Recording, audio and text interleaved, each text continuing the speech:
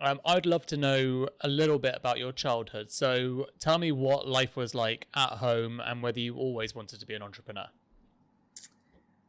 Yeah, so my parents both grew up, you know, very poor, right? My dad was raised in a two-bedroom farmhouse without a bathroom in northern Saskatchewan, which is like a little kind of farming place in Canada. And my mom grew up in Slovakia and came to Canada and learned kind of her first word of English at the age of 12. And so, my dad figured out he was smart. He worked his way up an oil and gas company. And so I really grew up in a pretty traditional household. My mom was a nurse. She took care of us, and I was one of four children. And so I basically never got my way. I learned I had to share everything. We shared an ice cream cone. and, uh, and then I just had these very hardworking parents. And so my childhood life, I remember, so there was four children, there was three girls, and then there was finally a boy at the very end. And so I think my dad really treated me as like his firstborn son. And so there was no job I couldn't do. Like I remember it was like, Michelle has to mow the lawn. Michelle has to like change the tires. Michelle, it's like you're in grade 7. It is time for you to start reading The Economist because this is what smart people read.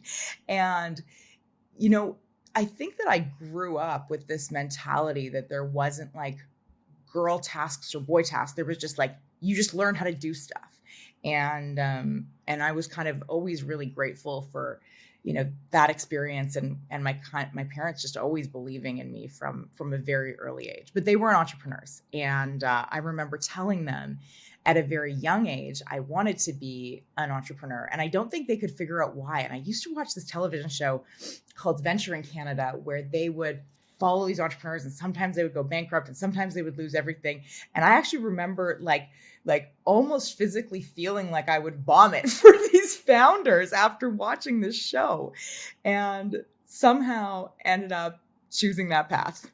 And did you struggle with anything as a child particularly, or were you kind of just naturally gifted? No, I don't think I was. I don't think I was naturally gifted. So here's what happened: is I spent 6 years of my childhood in a little place called Regina, and then when I was in grade 7, we moved to Calgary. And you know, I had two friends in Regina, and they were both girls, and we were like a little trio. And I distinctly remember and knew that both of them were smarter than me. They could both read novels faster than me. They could both play piano better than me, and they both could do their math assignments faster than me. And so when your sample size in the world is only two other people and you feel like the dumbest, I felt like an underdog all the time as a kid. And so I think just put an extraordinary amount of work into trying to really like catch up. And so I ended up, switching schools. And I still remember they were like, well, Michelle, you had the highest average in the class. And I was like, I mean, that's impossible because I'm the dumbest of the three people I knew. And so I had a lot of that kind of early competitive spirit, but I remember feeling like I just had to work really hard. And probably the worst thing I learned in school was I think school over rewards being a perfectionist, right? They like reward stupid things like, did you make a title page? And was this formatted correctly? And, I remember my first couple of years of entrepreneurship, I had to unlearn all of that. I had to learn that, entrepreneurship is about doing things at 4 times the speed of anyone else, but always performing it between kind of 65 and 75%. That if you're launching products that are 100% with perfect title pages, you are far too late. And that became a big piece of my unlearning in my early 20s that I don't think was helpful from the academic system. Okay, now I know that you got started in entrepreneurship quite early, right? Yeah. So the first thing you did, if I'm not mistaken, is a coffee shop that you founded at university that's still there today. Is that right? That's correct. So, I mean, of course, Have you been back to frequent it, even though you don't drink coffee anymore? yeah. Oh my gosh, it was called the Tea Room. So we had lots of incredible tea, and before COVID, I would go back every single year. It's still there. whatever, 14 years later. I mean, this is what happens when you have a dad in the oil and gas industry. Of course, you're 19 years old, and the first thing you are is a bleeding heart environmentalist. So I said, look, let's see if we can create a truly sustainable business, one that has no consumer waste. We'll take a simple high margin business like coffee and see if we can do this. And ended up working on this in my undergrad, opening the tea room up in my fourth year. And it had really cool environmental initiatives. We had all these like red wriggler worms that would eat through all of our compost, and then we would sell that to farmers. Like, it was very creative. And I'm genuinely so grateful for that experience, because if I wouldn't have had a piece of early success, I would have never started thinking that I could start my career by being an entrepreneur as opposed to taking a job.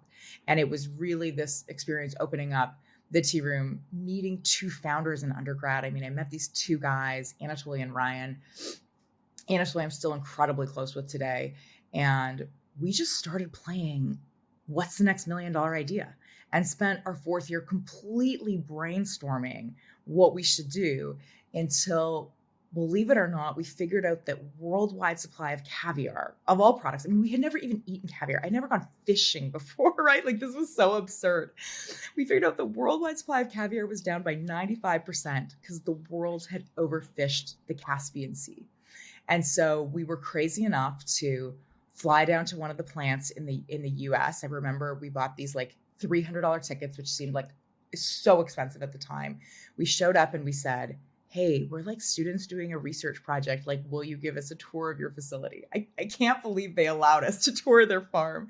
And we built a business plan to start a caviar business. And we won about $100,000 in business plan competitions. And that gave us the money to actually graduate, say no to our job offers, move to the East Coast, and genuinely build a fishery from scratch. And that's how my career started.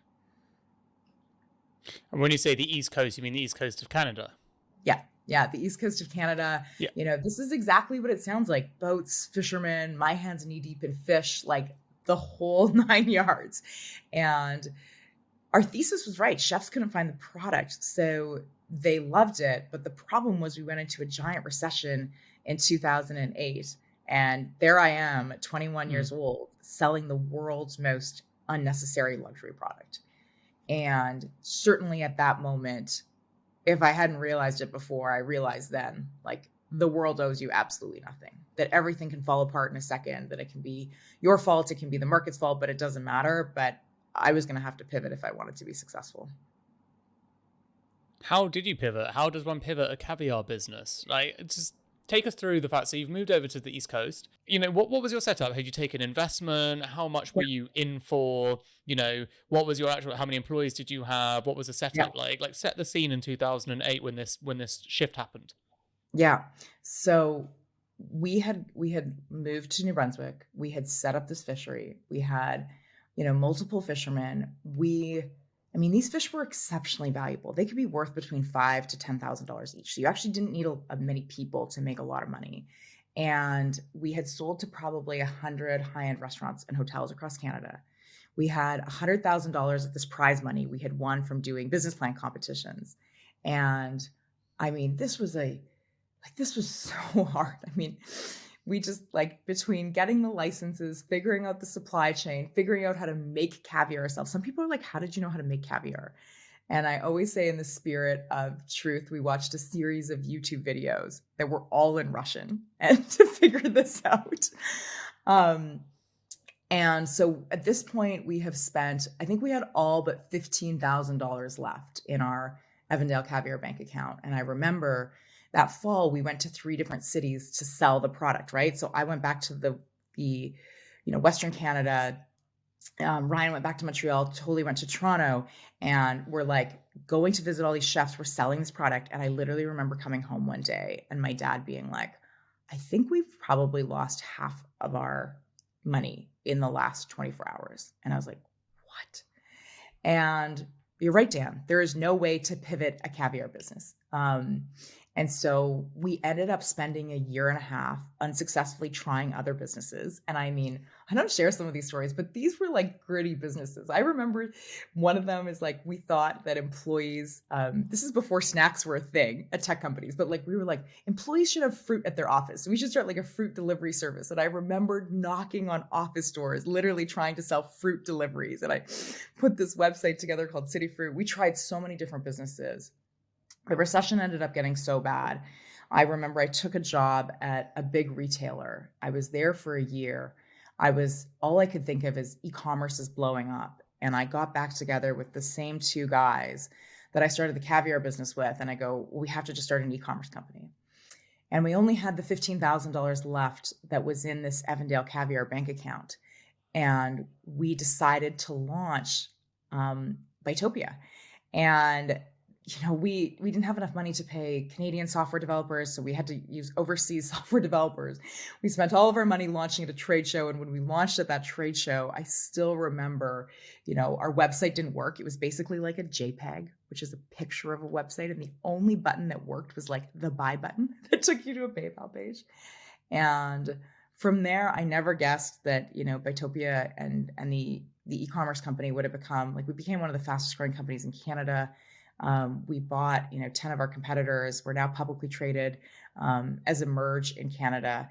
And more importantly, like, we were bootstrapped for 5 years. Nobody gave me any capital. And I remember, I remember trying to raise capital, and the deals were either like, well, we want 50% of your company, or these terms are just so unattractive.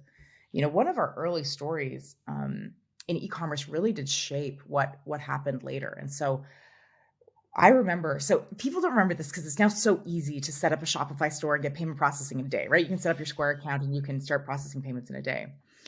But when we first started in e-commerce, it was like 4 weeks to get a payment processor. So the first mistake I made is I applied for 5 payment processors under my own personal name, which took my credit score from something that was completely normal to something that was like completely subpar. And it took like 6 years to recover. That was the first thing that happened. And we decided to go with PayPal. PayPal makes you sign this 20-page agreement in size 6 font somewhere on a website that you do a check mark. And we're about a year into, Bytopia, the e-commerce company, and we have a deal that goes really sour. We sold a bunch of, coupons for a vendor that didn't honor them. So a lot of people were coming back to us looking for refunds. And so your chargeback ratio goes up a little bit. And I still remember, I think I'm 24 years old at this point. And I remember getting a phone call from like 6 PayPal lawyers, and they're like, we want to let you know that you guys are personally liable for everything you have processed on your PayPal account. And Dan, all I remember is that I had $10,000 in my bank account, and I knew we had processed over $1 million in payments. And I was like, this company is going to take everything I have, plus they're going to bankrupt me. And it was terrible. I was 24. I woke up every single night at 3 a.m. with cold sweats for almost 6 weeks. And we just tried to get ourselves out of this mess. And it was at that point in my career that I understood what a personal guarantee was, and that companies were not fucking around when they took a personal guarantee. They were going to come after all of your assets, and probably your parents' assets if you couldn't pay and you were young like me. And I remember thinking that was so incredibly unfair for the entrepreneurs that already have the hardest job in the world, that one day I would get around to solving that problem. Which obviously, leads nicely into what did happen. However, just going back onto what did happen with that company then. So let's follow that journey through. What happened and where did it take you? So, Bytopia continued to grow. We continued to acquire other e-commerce companies. It's so funny because this is such a trendy model today with Thrasio and all these companies that have raised big roll-up funds. But we effectively started doing this, 7 or 8 years ago. And so now Emerge is public. From there, we had another, small project that started off very small and then got very big. It was an app that was early in the AI space that I sold to Groupon in 2014. So got to move to Chicago and meet the Groupon team and understand how a big tech company operated. And, then one day in the office, I remember we had a customer support line, and Dragon's Den called and an intern picked up the phone and said, Michelle, they're looking for you at Dragon's Den. And everyone in the office knew this because we had kind of a small, like 30-person office, right? And I was like, this has got to be a joke or like a prank call or something. And I got on the phone and they go, no, we've seen you in a magazine article. We'd like for you to audition. And in the back of my mind, I'm like, I'm sure they have the wrong person, but I should just go and do it. And so I went, and the way you audition for Dragon's Den is they mock up the show. So they have 8 other people that are auditioning and they bring in an entrepreneur and they're pitching and everyone's talking over each other and I couldn't get any words in. And I just felt completely deflated as I left there. And one of the producers came up to me as I was just leaving and they go, we're thinking of producing a web series and, wanted to see if you were interested in being a part of it. And in the back of my mind, I was like, oh, that's so nice, but that's what they like. Tell the losers. I mean, that's what they tell the people that didn't get the chair. And believe it or not, they called me back and we made this little web series that was a kind of a tech version of Dragon's Den called Next Gen Den. Smaller deals, all tech. I got 3 days of filming in. I got to figure out what television was like, how to build sound bites. And then that fall, I was asked to join the main show and I was 28 years old. I was the youngest dragon, I think, in everywhere the show is made. It's called Shark Tank in some jurisdictions, called Dragon's Den in others, but it's all the same Sony format. And, I then moved from being this like gritty kind of entrepreneur hustler into being an investor for the first time in my life. I just joined the show. I am feeling like I don't belong there. And not because anyone was unwelcoming, just because I'm just so nervous. I've never done television. I'm trying to figure out everything from how I sit up straight to how I talk to entrepreneurs to how I get these deals done. And one of the things that most people don't know about the show is that we do 250 pitches in 17 days. So we do this all in a 2-week block. And so a lot of things start to crystallize because even if you're a VC, you're not seeing 10 pitches a day. And the bias on Dragon's Den is always to see consumer brands and e-commerce companies because no one at home sitting on their couch is interested in a B2B software company. And so I'm seeing all these consumer products and all the pitches are starting to sound the same. I'm here looking for $100,000. I'm willing to give up 5% of my company. And when you ask those founders what they needed the capital for, what's remarkable is that they said 2 things. Always, I need to go buy customer acquisition, which is I need to go buy Facebook and Google ads, or I need to go buy my inventory. And I just sat back in my chair after hearing the 20th pitch that sounded the exact same. And I'm like, hold up. This makes no sense that founders are giving up equity and control of their business to do something with a fixed return. That was the magic of Facebook. Inject $1, you got $3 in sales out. Buy a piece of inventory for 50 cents, sell it for $1.50. There was a fixed return on these items. And equity capital is true risk capital. It's actually 0 to 1 risk. It's you want to build rockets and see if you can go to Mars. I have no idea if this is going to be successful, but that is equity-like risk. Expanding into a new country is equity-like risk. And so on the show, Dan, I'm like, okay, just going to throw this out there. Different deal type. Why don't I give you the same $100,000 you're looking for? But instead of taking 5% of your company, which I will own forever, I want 5% of your revenue until you pay me back my capital plus a 6% flat fee. So for $100,000, you were going to pay me back $106,000. The capital wasn't very expensive. This was not a loan. There was no personal guarantee or fixed payment timelines or compounding interest. It was a true rev share. I got a little bit of return on my money. And the founder that day was like, 100%, I'm taking Michelle's deal. And that really got Andrew and me thinking about what this could be. And I never thought that this is what became Clearbanc. We have now invested more than $1.6 billion into 4,000 different founders around the world. I mean, that is we invested 30 million pounds in the UK even before we launched the country, which is as large as most seed stage funds. And more importantly, we've allowed all of these founders to regain control of their company because they've been able to grow without giving up equity. And the other important characteristic is, so I did the first deal myself. I said, look, the only hitch of my deal is I have to see your Facebook ad account because I know what I'm looking for because I ran an e-commerce company for so many years. But as we started doing more of these, we started building a bunch of data science where you had to plug in the accounts, the apps that run your business, and then we would use data science to figure out what your unit economics were and what your business looked like. And we would give you a term sheet in 20 minutes. This process would all be very quick.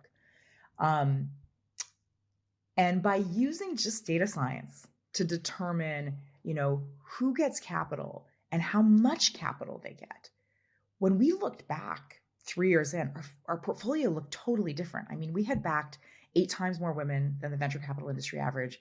We had backed founders in every state in America. I mean, in the US, 80% of VC goes into 4 states in America. The same thing in the UK, 70% of our founders lived outside of London. And we had just totally changed the game for founders, and have inspired this model in many other places around the world. And so it's been an absolutely surreal experience, to be honest, to be a part of something this big. And how long has it been going so far? So we started in 2015. So this is year 6 for us.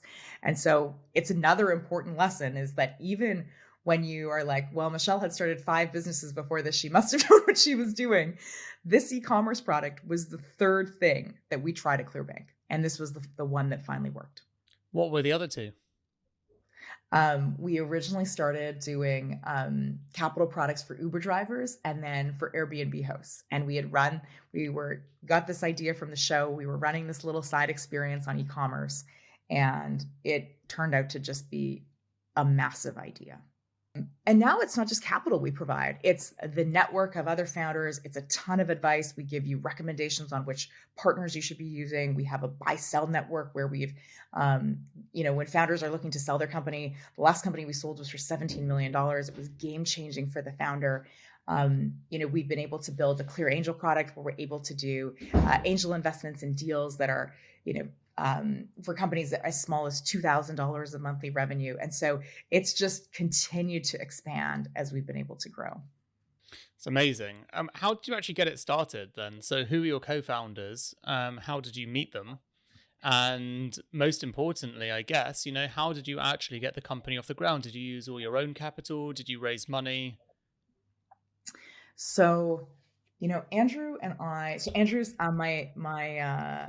my partner as well. So we are in my Chicago apartment after the Groupon acquisition. And, I'm like, well, we should start a company. So, the first thing that we chose was our industry, which was fintech, which we just thought was going to go through such an explosion of change. But what made us such good co-founders in this business is that Andrew had raised a ton of venture capital before this. So he had raised money for 3 different companies.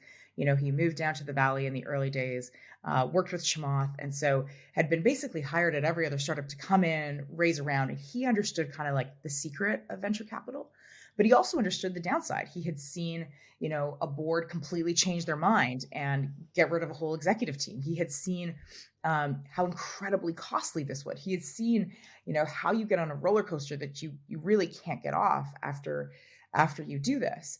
And, my experience was I had bootstrapped all of my companies before Clearbank. And so our view was the same, that if we were going to build this business for true equity-like risk, like for us to build new products and expand into other markets, where we could completely fail, we would use venture capital. But the capital that we gave to founders would always be effectively debt capital. Like we always said, like we wanted the Clearbank for Clearbank as we scaled and grow, but we were able to do that with our series of debt funds. And so, we've ended up raising a lot of capital. Most of that capital is going towards these 4,000 entrepreneurs that we have backed. But yeah, it wasn't easy. And I mean, most people, they're now like, oh yeah, revenue sharing agreements and capital as a service. Like this is an industry and acquisition as a service. But they forget what it felt like in the early days. I mean, I remember in, 2016, 2017, flying to New York and going to Wall Street. And Andrew and I did 250 meetings and we got 249 no's. So we were trying to raise our first debt facility. People were like, you guys don't understand credit. You were giving small businesses capital with no personal guarantees. And we said, no, the data is going to have a much better indication of who's going to be successful and who won't be successful. And I think the rudest person just looked at me and they said, Miss, I don't think you understand anything in credit. And so it's actually like pretty extraordinary to see that we've gotten to, this kind of scale, based on all the other comments. And it's a great lesson for entrepreneurs because, there's now lots of finance people that come up to us and they're like, wow, you've built a new asset class and you've really figured this out. We never came at this from the finance perspective. We were never Wall Street people. Andrew and I were founders at our core, and we deeply understood the challenges of how hard and how, in many ways, elitist venture capital was. Venture capitalists don't take cold email intros. You have to know someone in their network. And so that means if you don't come from those circles, it's impossible. And if you go to Stanford or Harvard, it's very easy to meet VCs. But if you're not there, it's very hard. And we all know intuitively that the best entrepreneurs in the world, often don't come from a lot of privilege because they've really had to figure out a lot of things and build a lot of grit on their own. I think it's easy to look back and this model looks like it's so obvious, but all Andrew and I knew every single day is that we were trying to fix life for a founder because founders have limited access. They have no time. And so this process of fundraising taking 3 to 6 months, you completely take your eye off the ball, and that we could do something that was far more, that was just less dilutive than what existed today. And at the end of the day, founders should own their business because they're doing all of the work, right? You look at this recent crop of IPOs, Dan, and it's like, even the most successful founders of the last 10 years, they're owning 6-7% of their companies. And we're taking this as it should be normal. I mean, when Bill Gates IPO'd Microsoft, he owned half of Microsoft, right? The understanding in Silicon Valley used to be that by the time a company goes public, and companies were going public earlier back then, but it's, founders should own a third and employees should own a third of the company and investors should own a third. Now we're at the point where investors are owning, 80-90% of these companies. And so ultimately, founders are starting to think about that. And they're starting to think about, okay, if I'm going to do all this work, I should think about how I retain as much ownership as possible. Yeah, I mean, I couldn't agree more. It is a massive problem. And it's a massive problem, particularly somewhere like the UK as well. I'd love to know what your experience has been observationally in Europe, even versus the USA and Canada. Yeah. So the first thing is I think the US is, the US doesn't have, it's not perfect, but the innovation ecosystem there is unique. And I would actually say everywhere else in the world is a lot different than that. And so I don't think this is specifically a UK issue or a Europe issue. It is actually, we have the same issue in Canada where people are asking for a bigger percentage of your company. They want more traction. They are willing to take less risk. They don't celebrate failure the same way. And I think it is one of the reasons the United States, despite all of their challenges, have been so successful in building just incredible tech companies. And it is one of the few things we should emulate. Here's the reality of being an entrepreneur. Failure is a byproduct of success. Every single idea pivots or iterates to get into a big innovation. And that means there is a lot of egg on your face as you are doing this. And the more your investors are giving you a hard time, the harder that is. And even when you look at the great entrepreneurs in Europe, they went through the same journey. The entrepreneurial journey is the same no matter where you are. But here's really what changes. I think ultimately in the US, there is also just way more competition. And so then that's where, equity percentages get driven down, where there's just more people competing for funds. And so we've seen this, and that was one of the reasons I was so excited. We launched Clearbanc in Silicon Valley. We were, found a lot of product market fit because founders were just giving up too much of their company, or even still there did not have access to venture capital. And so then every international market we've gone into, right? Canada, the UK, we've seen even stronger demand because the venture capital ecosystems are just less developed and they're less competitive. And so this gives entrepreneurs another chance. You take 100,000 or $1 million or 5 million pounds from Clearbanc, you can really drive your revenue. So by the time you are going to VCs, if you want to take that route, you have a really beautiful growth curve that's following, behind you. But I do think it is one of the things that really varies internationally way more than it does in the US. And we've seen this time and time again, is that there's just not the same respect for failure. It is just seen as truly like you didn't make it versus something else. And it sounds like you definitely experienced that. And I mean, we've just had so many cool companies in the UK, like Straight Teeth Direct. We backed Temperley London, which is a great brand that Kate Middleton wears that has started growing way more online. But here's the last thing I'd say.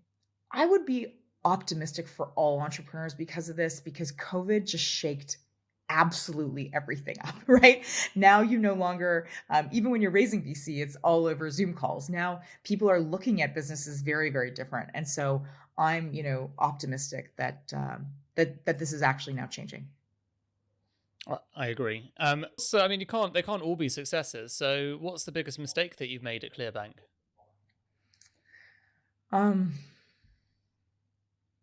I think as you grow and scale, I mean, certainly we've had companies in our portfolio that have not been successful.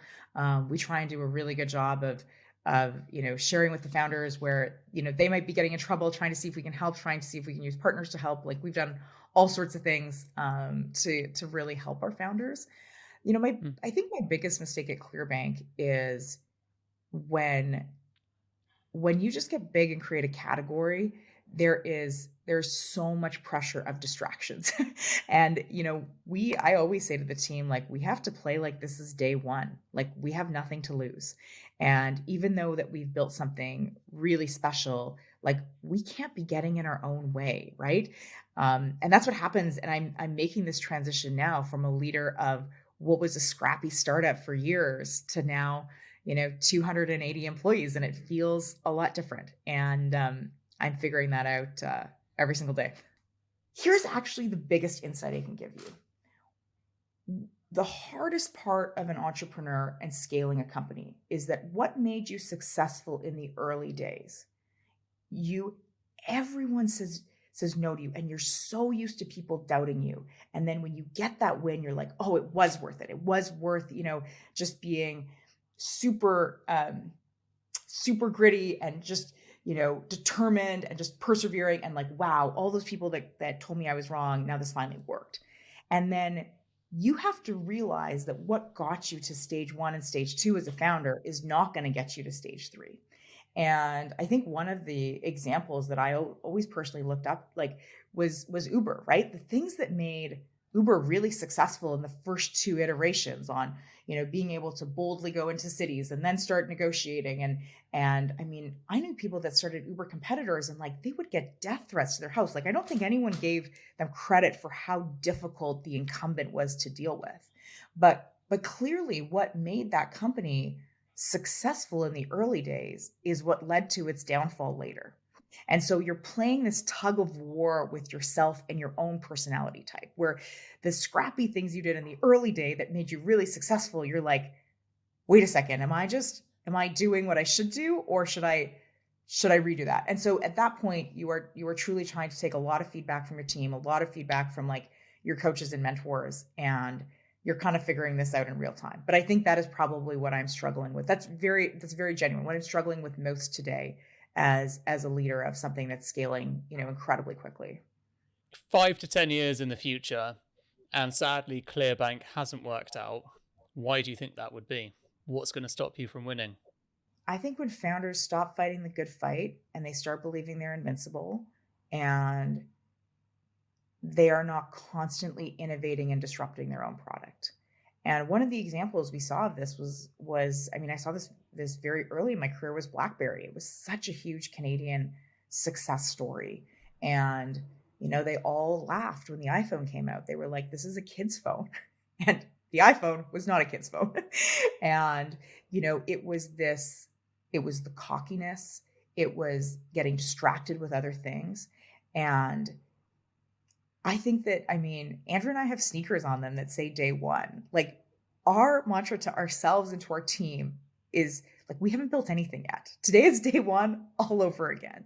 And we need to look at the market. We need to reevaluate if we still have the absolute best product, if we would still as founders take our own product, how things are changing, what else founders need, and do that with a lot of humility. Because when you get successful on something, especially when so many people have doubted you, it's very, very easy to say, you got the golden product. And that is why Clearbank will fail. If fundamentally as a team, we start acting and thinking like we've made it, and we stop that innovation cycle, and we stop questioning ourselves. That's where founders and companies, consistently get, into trouble. And I think, personally, I'm like anyone else. I just worry about getting tired. I mean, this is not a part-time job. This is a every moment of every day job. And I get that is the requirements that is needed as an entrepreneur. This is not a job where you get weekends off and evenings off and anything off. You are constantly thinking about the problems and challenges your businesses have. And I don't mind that, because I love what I do. Like, I feel incredibly blessed and privileged that I get to do the work that I get to do. And I think about, if I was born 2 generations earlier, I would have never had the shot to be this kind of entrepreneur, but I would have had this exact personality type. So I would have been very frustrated in this world. But yeah, I think then that I think about, my own like mental health and well-being, and like, am I in my peak performance to continue to drive this forward? Because I think that's just as important as anything else. And I mean, a couple of things I'd love to pick up on there. Like, one of them, you said a couple of generations ago you wouldn't have had the opportunity. Do you mean on the basis of your gender? Oh, I mean, I'm sure, right? I look at my grandmother's career options. I mean, my grandmother is 2 generations away from me, and her career options were kind of like school teacher, secretary, nurse. That was pretty close to what her options were. And I can tell you, Dan, I would have been a terrible secretary. Like, I would have questioned everything my boss was doing. I would have done things my own way. I would have been, like, it just wouldn't have been the same. And I think I have a lot more patience for the innovation cycle than I probably do, teaching kids how to read.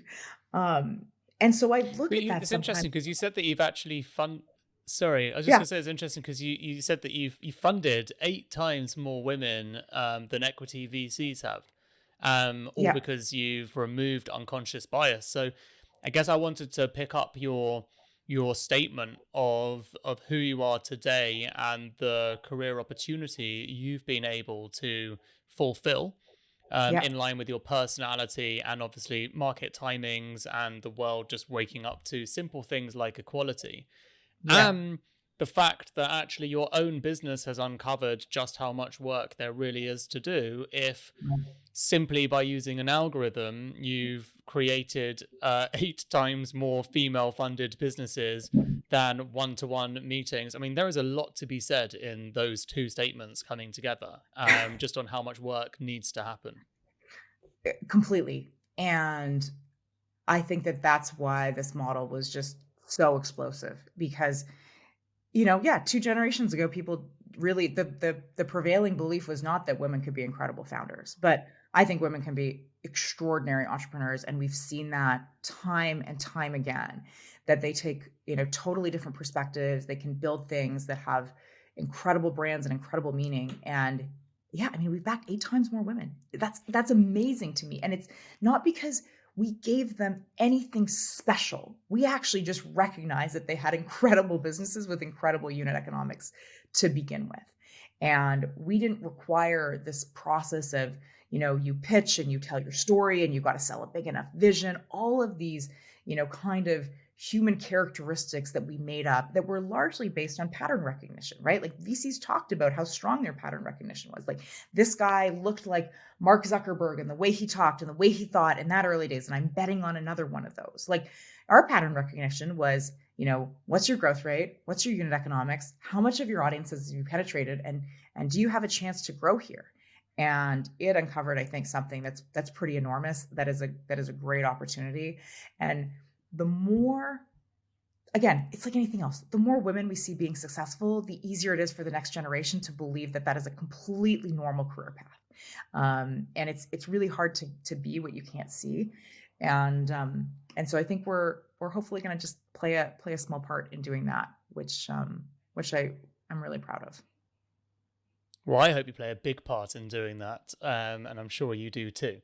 Okay, to become so successful and to achieve so much in your career, really the narrative that seems to be pretty common is there are sacrifices to be made along the way. You can't have it all.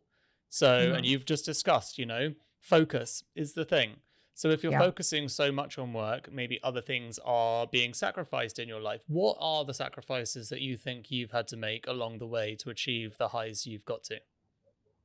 Oh man.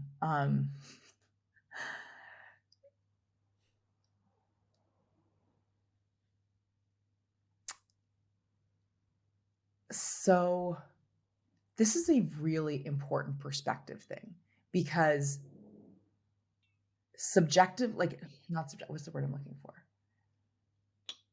The perception here on this is really important because objectively, I have given up a lot. I, don't have a permanent home. I don't have children. I missed hundreds of my friends' birthday parties along the way. I ended up working evenings and weekends and holidays and, you know, got on a cell phone call in the middle of a wedding. Like I did all of those things, very real stories and happened. But I also have had so much joy in doing what I was doing because I got to feel what it was like to build something and to build something with the people I love. And I don't think a lot of people get to experience what it feels like to have colleagues that are just your best friends in the world, right? Like Anatoly, who I worked with for my first 10 years, is one of my closest friends. I mean, I work with Andrew, my partner, on building this business. Yeah, sometimes I get intense, of course, but like we get to work on, the problems we care the most about and see the impact of those problems. And I think that, it's like it's anything else. You can look at having to work out every day as a punishment, or you can look at it as a privilege. I consistently, and I really try and do this, I remind myself that this is a privilege, not a punishment. Yeah, it's so beautifully put, and I love it. I find it very inspiring to hear you talk about how you work on your mindset. I was going to ask, what would you say is the most um what are the most limiting self-belief negative thoughts that you've had about yourself, and how have they almost compromised moments in your career that could have gone differently? Like I am like every other human being where all of the beliefs that like I'm not smart enough. No one's going to take me seriously. Like, this is like everyone's just going to laugh. This is all going to fail again, except now it's going to fail and I'm a public figure and everyone's going to write about the failure. Because usually at the beginning of your career, when you're no one, it's like your six friends know that you failed and they kind of buy you a drink. Now it's like, okay, national newspapers are talking about this. Um, you have those, you have those all of the time. And here's the thing is they don't go away. It's not because you're more successful, you don't have the shot at failing. I mean, Amazon can still fail and they're an incredibly successful company. Um, but I think it is about constantly shifting your mindset. And we are in such a distraction filled world. I always thought this was like kind of, I mean, I just make fun of myself. Like I always just thought the whole thing was like a bit lame about like journaling and like anyway, I actually got a journal during COVID. And holy smokes, are we super distracted in the day? Like sometimes I can't even remember what happened in my day. I'm like, Michelle, what did you learn today? Like forcing yourself to like, you know, really formulate some thoughts and some conclusions has been a super powerful exercise for me. One of the things that I realized I was doing during COVID was I had gotten, and I think like most of us, into survival mindset. Like I just need to survive another day. Just give me till Friday and we'll be able to have like a bourbon together. Like it was like, let's make it through COVID. And I finally told myself, and it was only at the beginning of this year, I'm like, Michelle, you got to change your mindset on this. This is not 2021 for you is not surviving. It's going to be thriving. And so look at your perspective. I mean, I always have like, super ambitious health and fitness goals. Just, I love exercise and I find it's just so good for my brain and my body. And I'm like, wait a second, I can be in like the best shape of my life because I have no cocktail parties and no restaurants. I have like, so all of these things that I just kept seeing were a negative and I can't see my friends and I'm an ultra extrovert. And so, that is certainly a hard part of COVID for me. I was like, but wait a second, I can do this other thing because I have no limitations in there. I think one of the things on mental health that really trips us up in society is that we have somehow, and I don't know where this narrative came from, we are expecting ourselves to feel the same thing every day. And I think one of the things that I've really tried to recognize about myself is that, like, this is going to be an entrepreneurial roller coaster. And some days I'm going to feel on cloud nine, and some days I'm going to be in the trough of depression. And sometimes that will happen 6 times a day. I will go up and down and up and down and up and down. But that's okay. It's like, it's okay to know that, you know, things will, I won't feel the same way every day, that, you know, hard things have ultimately been always worth doing.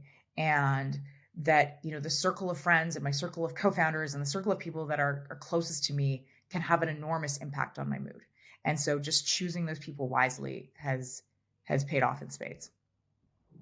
And the things that actually get you most depressed as an entrepreneur are often not business problems, they're human problems. They're when an early employee leaves that was like one of your kind of OGs. It's like, those are actually the things that have, you know, the biggest toll on you. And so, you know, just continuing to focus on the circle of supporters you have in your life, I think no matter what career you're in is just important advice. Beautifully said.